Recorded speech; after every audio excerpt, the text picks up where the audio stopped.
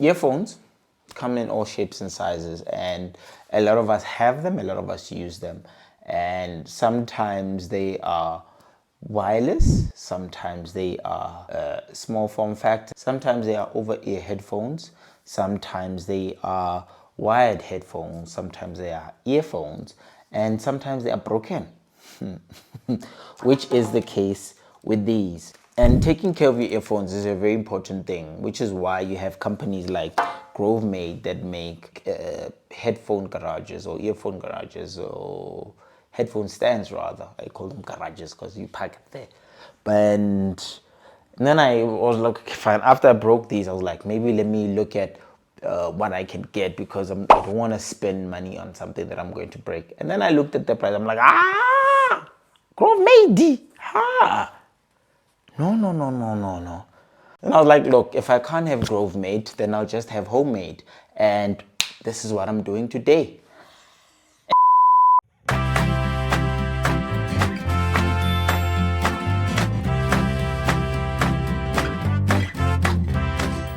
Which is why you see me doing, wait, okay. Let me do this. That's more like it. So, first things first, with the dimensions, what I did was I had a look at what the Grovemade dimensions were, but I pretty much eyeballed it to what fits in terms of, kind of a kumba thing for something that's small. So yeah, I cut the wood to sort of like an approximate size, and then I also cut the side metal pieces. Just a word of note, my metal pieces were quite thin. Again, because of what this project is, I didn't go knee deep in everything. I just put something that gives me the aesthetic. So because I also want to try it, maybe I make it and don't really use it. So that's the other thing. I was like, okay, let me just use whatever materials that I have on hand and then see how much I like having a place to put my earphones at. So I did that, and then after I cut it, then I just started doing some live designing on the thing in terms of figuring out what's the best radius aesthetically, but also something that the earphones just won't fall off and slide off and whatnot. So just designing it on the go based on what I see and the feedback that I get from whatever it is that I'm doing. And yeah, I got sort of somewhat of radius that I liked, and immediately when I saw that, then took everything, went outside, got the jigsaw, cut through the rounded corners because that was essentially what I needed to do. I drew them on and I cut away the pieces that I didn't need on that. Now, once I was done cutting away the pieces, I think the other thing that I then dry fit the metal pieces that I had cut before as well, just to sort of see how wide do I want, how much of the wood do I want exposed, and how much of the wood do I want covered by the leather and the metal pieces. So I just eyeballed it as well. Just took an approximate design as well, and started essentially drawing the profile of what that would look like. And in drawing that, I mean, obviously this was to say, okay, fine, I don't have to make it exactly like Grovemade, but you start to understand why some of the dimensions make sense for that particular design. So I kept it as close as possible to it. And yeah, so I drew it and sort of got a feel of what I wanted, then transferred it from the wood piece to the metal pieces, and went outside again, angle grinder, all around with the metal pieces, cut those to size.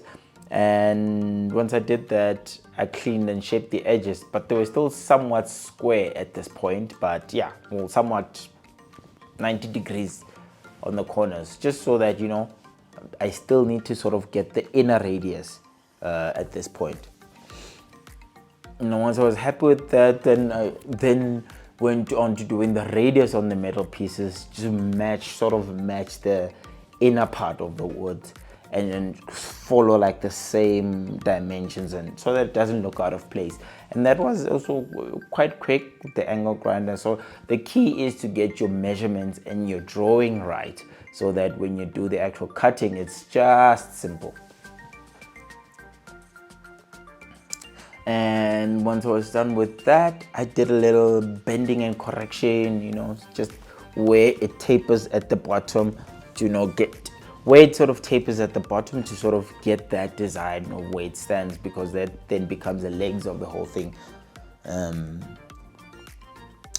And once I was happy with that, once I was done with that, I used my router to sort of give it a nice chamfer all around it, and then, you know, just give it that final look that I'm looking for.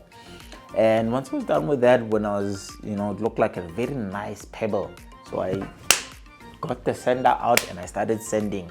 Zoom, zoom, zoom, sanding. It was smooth, you know, like you're like, yeah, no. It almost looked like I was done with what I was doing, because the wood at this point looked very nice. And if honestly, if it was something else and you gave it to me looking like that, I'll be quite happy. Now, because the metal plates are sort of like a smooth surface, and I'm going to be using contact glue to stick the leather onto it, I then just used my sander to sort of scuff it out a bit, so that the contact between the leather and the contact surface of the leather and the metal can bond quite nicely, I think. Yeah. After scuffing that, what I then did is I cut the leather to sort of fit the side plate, and just sort of just got the approximate profile, cut it slightly bigger, but yeah, just, you know, did that.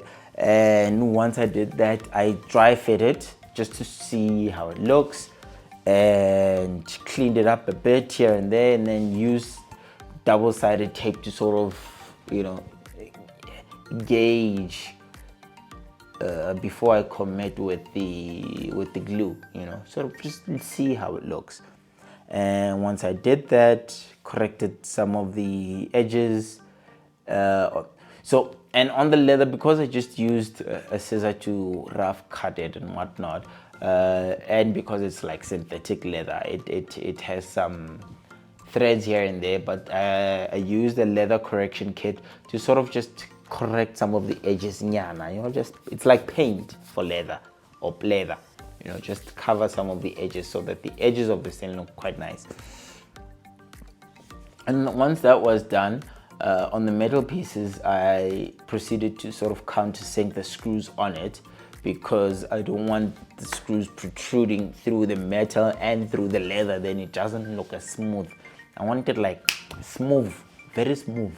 The wood itself, like I said, was looking quite good, so I used, I think it was linseed oil, just to sort of get the grain popping and have it looking nice. So I wiped on just a single coat of that to just have it looking nice.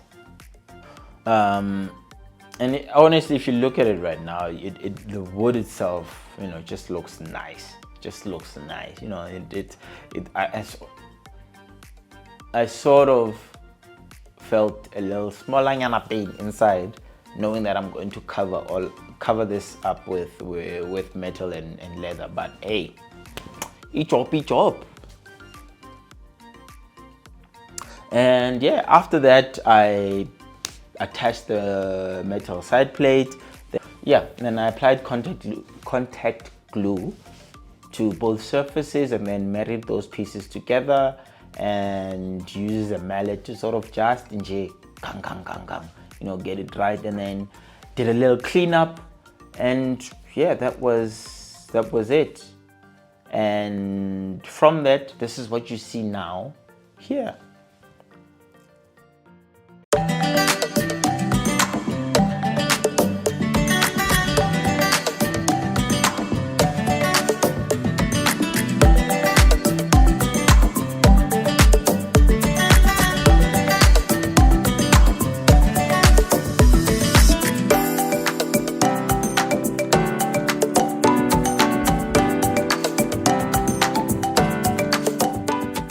So my earphones now have a place to live.